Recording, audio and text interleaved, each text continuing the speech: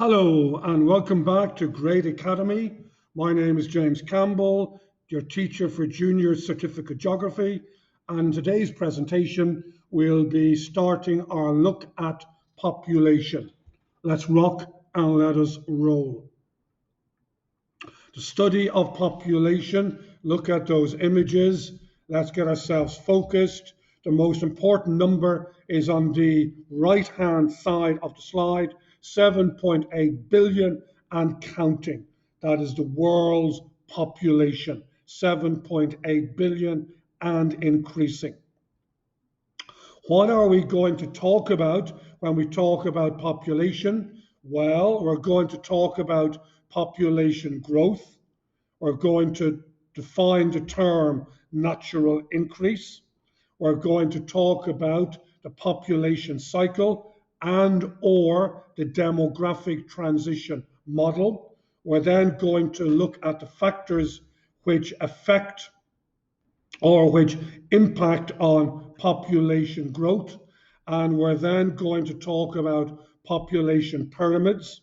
We're going to look at population pyramid for Ireland and then a population pyramid for Brazil. In other words, we're going to compare a population pyramid for a developed country with that for a least developed country. And then we're going to look at future population growth. The bottom left-hand line graph is interesting. Look at how population growth in the early part of the world's history was very, very slow, but then has taken on a rapid increase, guys. Okay. So population birth and death rates and population increase. This slide simply shows you the Earth's population in 1 minute.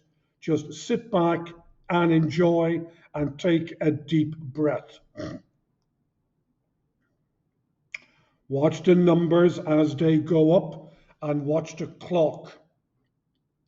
The number of births, the number of deaths, and the population increase.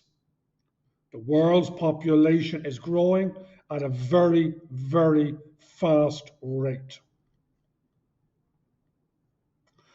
The Earth's population in 1 minute. See how the number of births is much greater than the number of deaths? And look at your population increase or your natural increase.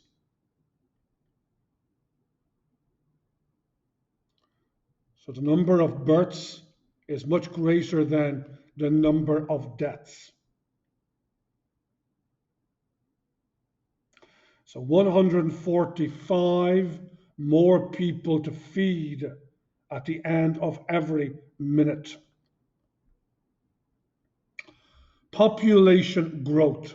Now in your notes, I have expanded on population growth, but for the presentation, I'm just going to highlight the key ideas. In 2016, the world's population was 7.4 billion. By the end of 2020, the world's population stood at 7.8 billion. By 2100, it is reckoned that the world's population will be 11.2 billion. Down through the years, population growth has been slow. It has been uneven. In other words, population growth over the centuries has fluctuated. During the industrial and agricultural revolutions of the 19th century, the population grew faster. The world's population grew so fast during the 20th century that this period in Earth's history is often termed the population explosion. And the real explosion is occurring in the developing world, or the LDCs, the least developed countries, or if you prefer, the LEDCs, the least economically developed countries. Look at your graph, guys. We saw a similar graph a few moments ago. Population growth, very, very slow, a little bit uneven, fluctuated, but then it has taken off. Okay. What do we mean by the term natural increase? Well, by natural increase, we mean when the number of people born in 1 year is greater than the number of people who die in the same year. In other words, when births are greater than deaths. Now, what do we mean by the birth rate? By the birth rate, we mean the number of live births per 1,000 of the population per annum. What do we mean by death rates?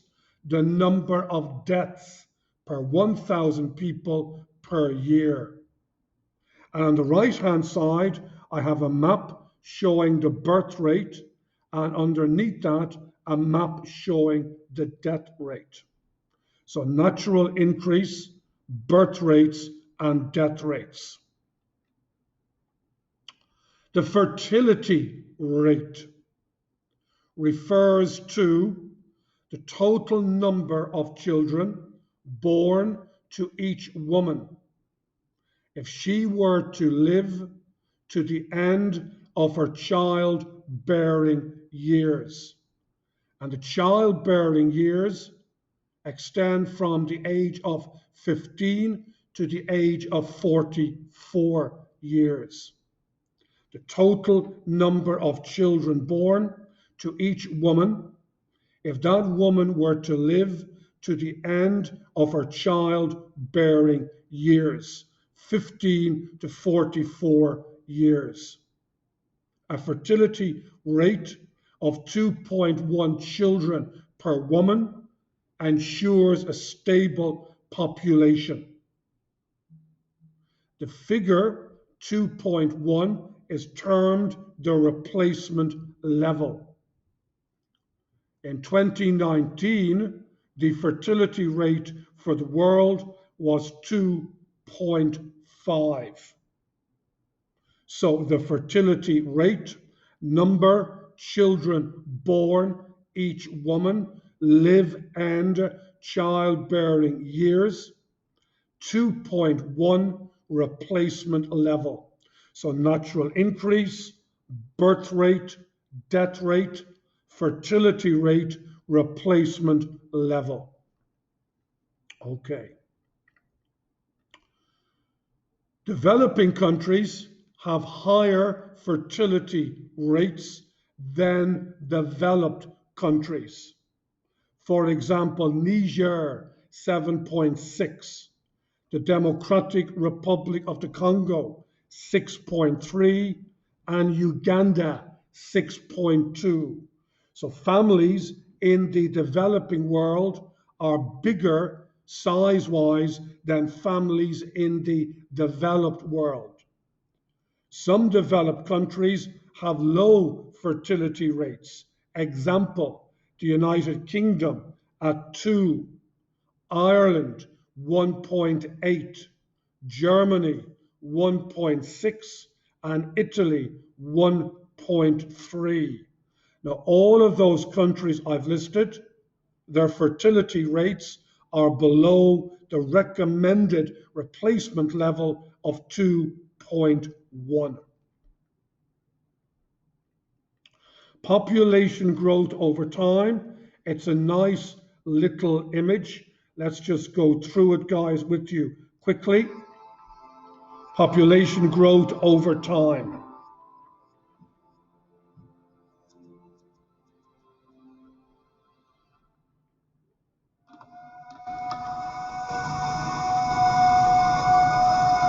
Now you must interact with the screen and read the captions as they appear. That's quite important.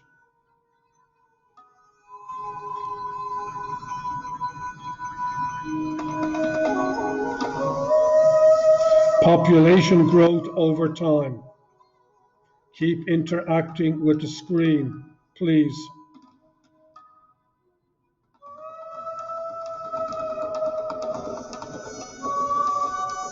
And watch the line graph, guys, on the right-hand side, namely here. See how it's moving upwards. Population growth is increasing rapidly.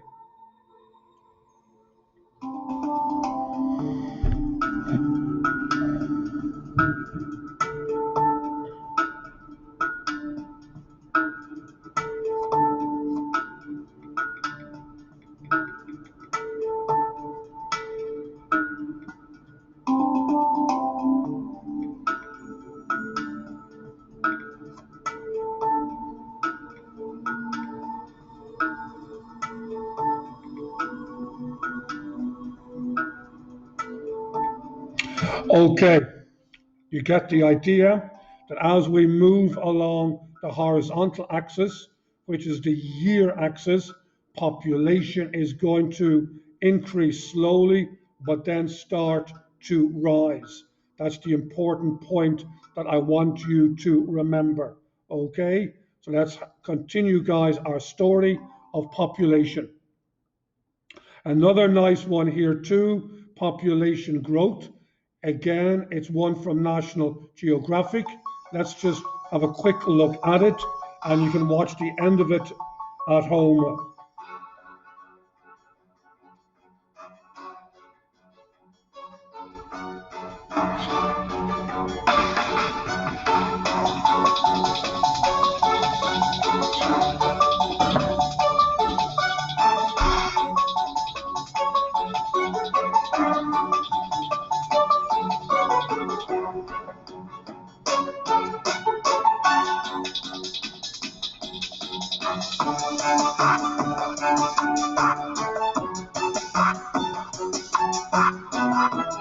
Look at the rate of population increase, guys. It is growing rapidly.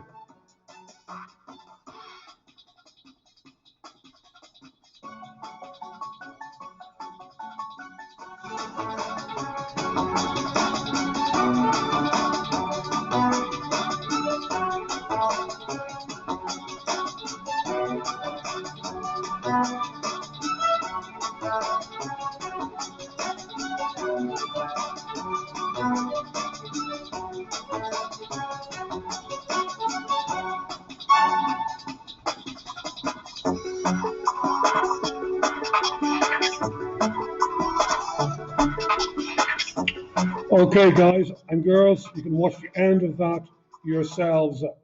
Okay, we're now coming to the all-important population cycle, sometimes called the demographic transition. And all that this cycle or transition shows is how population changes as a country develops over time. How the population of a country changes as that country develops over time. Now, if you look closely at this diagram, you'll see that there are 5 parts to this diagram. Part 1 is the high stationary stage. Part 2 is the early expanding stage. Part 3 is the late expanding stage. Part 4 is the low stationary stage, and part 5 is the declining or the senile stage. So there are 5 parts to the population cycle or the demographic transition. Note the top line here indicates the birth rate. The bottom line in black indicates the death rate. And the difference between your birth and death rates gives us the natural increase. This red line here shows us what is happening to population in each of the stages when you take into account the difference between birth and death rates. In the high stationary, there's little or no population increase. In the early expanding, as the term implies, population expands rapidly because even though the death rate falls, the birth rate remains high. So births are greater than deaths, a rapid rate of natural increase. In stage 3, the red line is still going up. Birth rates are beginning to fall. Death rates are beginning to level out. Still natural increase. By stage 4, the population is beginning to level out. The difference between the birth and the death rates is beginning to narrow. And then by stage 5, the population is in decline. People are living longer, but the birth rate has fallen. So we're going to look at each of these stages now. So let's take it away. Stage 1 is the high fluctuating stage. To fluctuate means to go up and to go down. Well, let's have a look at the image. High stationary. The top line is your birth rate. The bottom line is your death rate. So birth and death rates are high. The numbers are along the side, 0, 10, 20, 30, 40. Birth and death rates per 1,000 people per year. Birth and death rates are high and fluctuating. That's the symbol for and. So they're high at 40 per 1,000, but they're also up and down, fluctuating. The birth rate is high because, now why is the birth rate high? Children are required to work on the land. Children are required to mind parents in their old age. Why is the death rate so high? The death rate is high because there's a lack of clean water and proper sanitation. There's a lack of basic medical care. So birth rates are high and death rates are high, but because they're both high, they cancel each other out. Because they cancel each other out, the population growth rate fluctuates, or the population grows very slowly, or does not grow at all. Now, present examples would include Somalia in Africa, tribal groups with little or no contact with the outside world, and Europe in medieval times.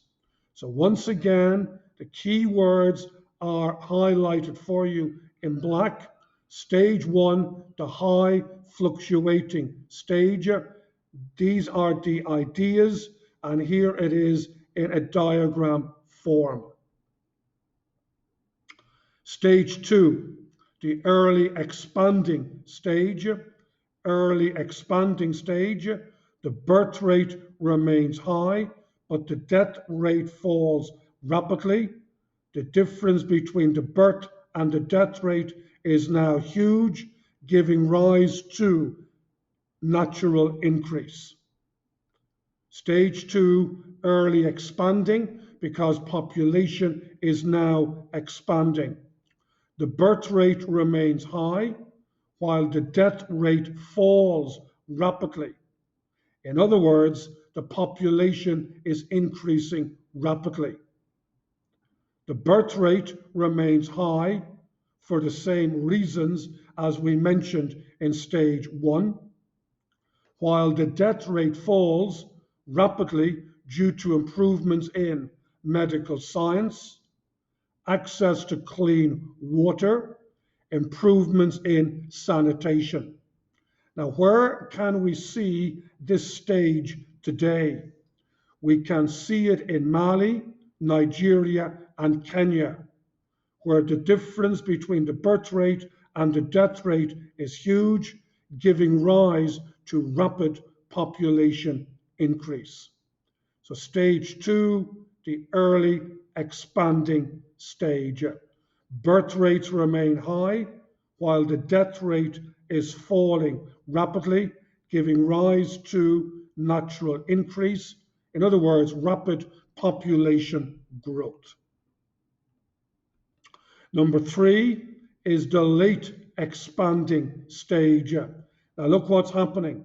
Birth rates are falling rapidly, but the death rate continues to level out. Whoops, okay. It continues to level out. So the natural increase is still occurring, but it is slowing down. So death rate continues to decline, but not as quickly as in stage 2. The birth rate begins to fall rapidly. The death rate continues to fall for the same reasons as in stage 2. The birth rate falls rapidly because of, now this is important, guys, changes that occur when an economy is developing. For example, the introduction of new high-tech production methods. For example, tractors mean that children are no longer needed to work the land. Old age pensions are now being provided, and children are needed to a lesser extent to look after parents when they get older.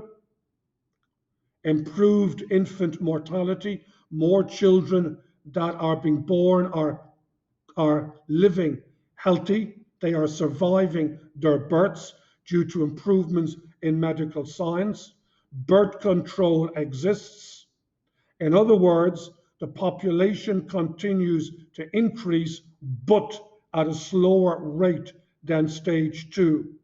And countries that are in this stage today include Venezuela, Mexico, and Brazil. So stage 3, the late expanding stage. The death rate continues to decline, but not as rapidly as in stage 2, but the birth rate begins to fall rapidly. Birth rate falls rapidly because of changes that occur when an economy is developing. Old age pensions, improved infant mortality, birth control exists, population increases, but at a slower rate than in stage 2, and in present day examples, Brazil, Mexico, Venezuela. Stage 4, the low fluctuating stage. Look what is happening here. Birth rates are very, very low. Death rates are very, very low. Look what's happened to our births. They've gone from a very, very high level now down to a very, very low level. And look what's happened to our death rates. They've gone down from a very, very high level to a very, very low level. So low fluctuating stage. Birth rates and death rates are low.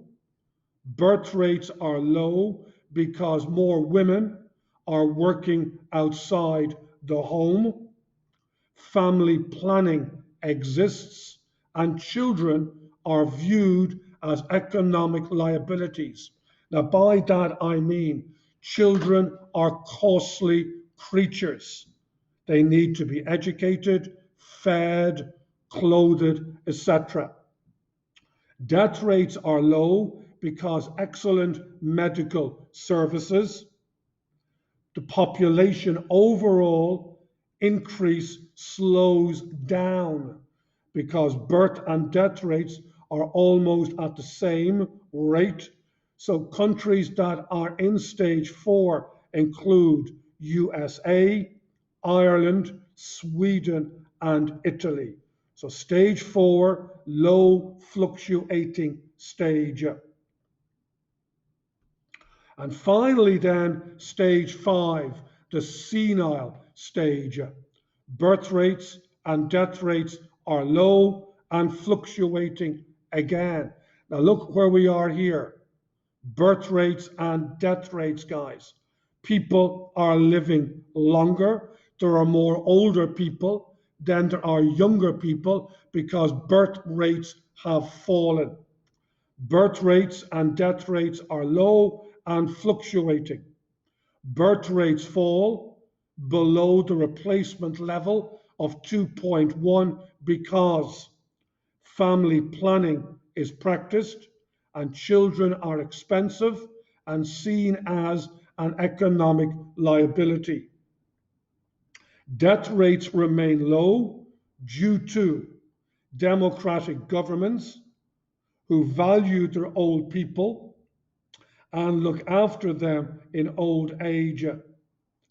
Good medical services for the elderly, nursing homes, and low death rates mean that people are living longer. So the overall outcome is that the population declines rapidly. There are more older people than there are younger people, and a classic example of a country which is in stage 5 of the population cycle would be Germany. So the population cycle, the demographic transition model, shows what happens to the population in a country as that country develops. In stage 1, birth and death rates are very, very high. They cancel each other out, little or no population increase. In stage 2, the birth rate remains high, but the death rate falls rapidly, giving rise to rapid natural increase. In stage 3, the death rate begins to level out and the birth rate falls, giving rise to a slower rate of natural increase. In part 4, the birth and death rates are low. They almost cancel each other out, which means population growth is slowing down. And then stage 5, the people are living longer. The birth rate has gone down, so the population may start to decline. The population cycle, 5 different stages. The cycle shows what happens to a country's population as the country develops over time.